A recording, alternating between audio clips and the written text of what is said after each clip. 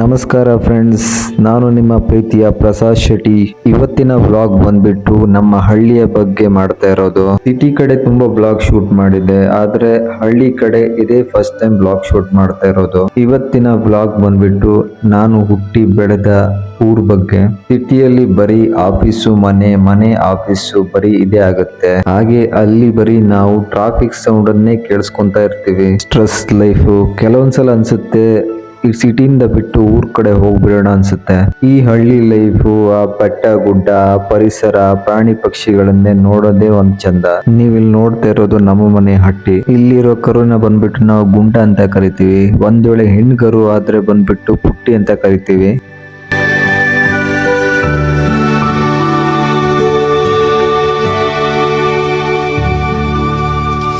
ನೀವಿಲ್ಲಿ ನೋಡ್ತಾ ಇರೋದು ನಮ್ಮ ಊರ ಗದ್ದೆಗಳನ್ನ. ಇಲ್ಲಿಯ ಗದ್ದೆಗಳಲ್ಲಿ ಎಲ್ಲರೂ ಬಂದ್ಬಿಟ್ಟು ವ್ಯವಸಾಯ ಮಾಡ್ತಾರೆ. ನಮ್ಮೂರ್ ಕಡೆ ಜಾಸ್ತಿ ಬೆಳೆಯುವ ಬೆಳೆ ಅಂತ ಹೇಳಿದ್ರೆ ಭತ್ತ.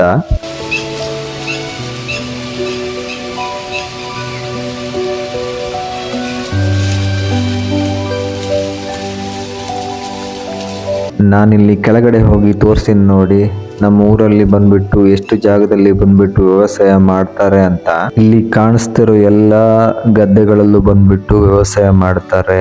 ಬೇಸಿಗೆಗಾಲದಲ್ಲಿ ಬಂದ್ಬಿಟ್ಟು ದನ ಕರುಗಳನ್ನ ಬಂದ್ಬಿಟ್ಟು ಇಲ್ಲಿ ಮೇಯೋಕೆ ಬಿಡ್ತಾರೆ. ಯಾಕಂದ್ರೆ ಆ ಸಮಯದಲ್ಲಿ ಬಂದ್ಬಿಟ್ಟು ಇಲ್ಲಿ ಯಾರು ವ್ಯವಸಾಯ ಮಾಡಲ್ಲ, ಯಾರು ಬೆಳೆ ಬೆಳೆಯಲ್ಲ.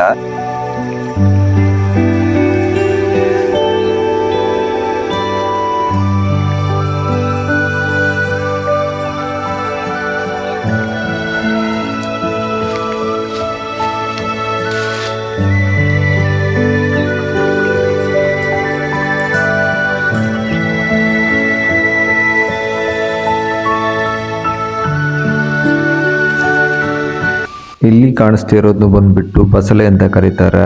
ಇಲ್ಲಿ ಬಂದ್ಬಿಟ್ಟು ನಾವೇ ಇದನ್ನ ಬೆಳಿತೀವಿ. ಹಾಗೆ ನಾವು ಇದನ್ನ ಅಡುಗೆ ಮಾಡೋದಕ್ಕೆ ಉಪಯೋಗ ಮಾಡ್ತೀವಿ. ಹಾಗೆ ಇದರ ಟೇಸ್ಟ್ ಕೂಡ ತುಂಬಾ ಚೆನ್ನಾಗಿರುತ್ತೆ. ಇಲ್ಲಿ ಮೇಲ್ ನಿಂತ್ಕೊಂಡ್ರೆ ನೋಡಿದ್ರೆ ಗೊತ್ತಾಗುತ್ತೆ, ನಿಮ್ಗೆ ಕಾಣಿಸುತ್ತೆ ನಮ್ಮ ಊರ ಗದ್ದೆ ಹೇಗಿದೆ ಅಂತ. ಇಲ್ಲಿನ ಮರಗಿಡಗಳು, ಪ್ರಾಣಿ ಪಕ್ಷಿಗಳನ್ನು ನೋಡೋದೇ ಒಂಥರ ಚಂದ. ನಮ್ಮ ಮನೇಲಿ ಬಂದ್ಬಿಟ್ಟು ಬೆಳಿಗ್ಗೆ 7 ಗಂಟೆಗೆ ಬಂದ್ಬಿಟ್ಟು ದನ ಕರುಗಳನ್ನ ಬಂದ್ಬಿಟ್ಟು ಗದ್ದೆಗೆ ಎಬ್ಬಿ ಬಿಡ್ತಾರೆ. ಮತ್ತೆ ಆ ದನ ಕರುಗಳು ಸಂಜೆ 6 ರಿಂದ 7 ಗಂಟೆಗೆ ಬಂದ್ಬಿಟ್ಟು ವಾಪಸ್ ಬರ್ತವೆ ಹಟ್ಟಿಗೆ.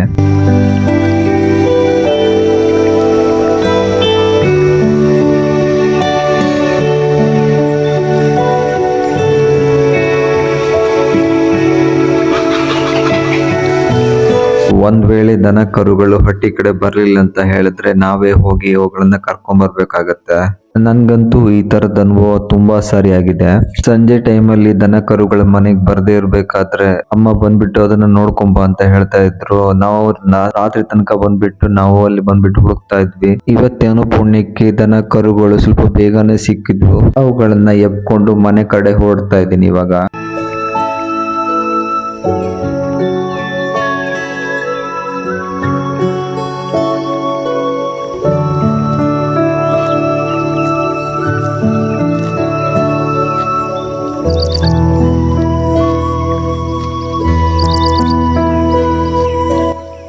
ಇವೆರಡು ಬಂದ್ಬಿಟ್ಟು ನಮ್ಮನೆ ಬೆಕ್ಕಲ್ಲ, ಪಕ್ಕದ ಮನೆ ಬೆಕ್ಕು. ಆವಾಗಿಂದ ಬಂದ್ಬಿಟ್ಟು ನನ್ನ ಹಿಂದೆ ಓಡಾಡ್ತಾ ಇದ್ವು. ನನ್ಗೆ ಯಾಕೆ ಅಂತ ಗೊತ್ತಾಗಿಲ್ಲ. ಅದಾದ್ಮೇಲೆ ನನ್ಗೆ ಗೊತ್ತಾಗಿತ್ತು ಅವೆರಡು ಬೆಕ್ಕಿಗೂ ಹಸಿವೆ ಆಗಿದೆ ಅಂತ. ಅದಾದ್ಮೇಲೆ ಒಳಗೆ ಇರೋ ಅನ್ನ ತಂದು ಹಾಕಿದ್ದೆ, ಇಲ್ಲಿ ಕೂತ್ಕೊಂಡು ತಿಂತಾ ಇದ್ದಾವೆ. ಈ ಎರಡು ಬೆಕ್ಕು ಬಂದ್ಬಿಟ್ಟು ಊರ್ ತುಂಬಾ ಸುತ್ತಾಡ್ತಾ ಇರ್ತವೆ. ಮಧ್ಯಾಹ್ನ ಊಟದ ಸಮಯಕ್ಕೆ ಸರಿಯಾಗಿ ಬಂದ್ಬಿಡ್ತವೆ ಈ ಕಡೆ. ಮತ್ತೆ ಅಮ್ಮ ಮೀನ್ ತಂದಾಗ ಅಥವಾ ಮೀನ್ ಕುಯ್ಯೋಕೆ ಶುರು ಮಾಡಿದಾಗ ಇವೆರಡು ಬರ್ತವೆ. ಮೀನ್ ಮಂಡೆನ ತಿನ್ಕೊಂಡು ಹೋಗ್ತವೆ. ಇವಾಗ ಹೊಟ್ಟೆ ಫುಲ್ ಆಯ್ತು ಅನ್ಕೊಂತೀನಿ. ಒಂದೊಂದೇ ಜಾಗ ಖಾಲಿ ಮಾಡ್ತಾ ಇದ್ದೇವೆ ನೋಡಿ.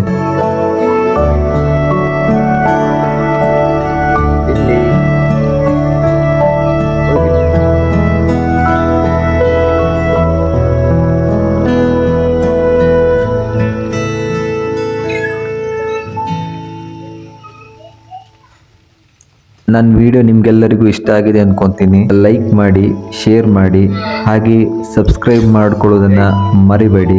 ನೀವು ನಂಗೆ ಸಪೋರ್ಟ್ ಮಾಡಿದ್ರೆ ಮಾತ್ರ ಈ ತರದ ವಿಡಿಯೋನ ಹೆಚ್ಚು ನಾನು ಮಾಡಕ್ ಸಾಧ್ಯ.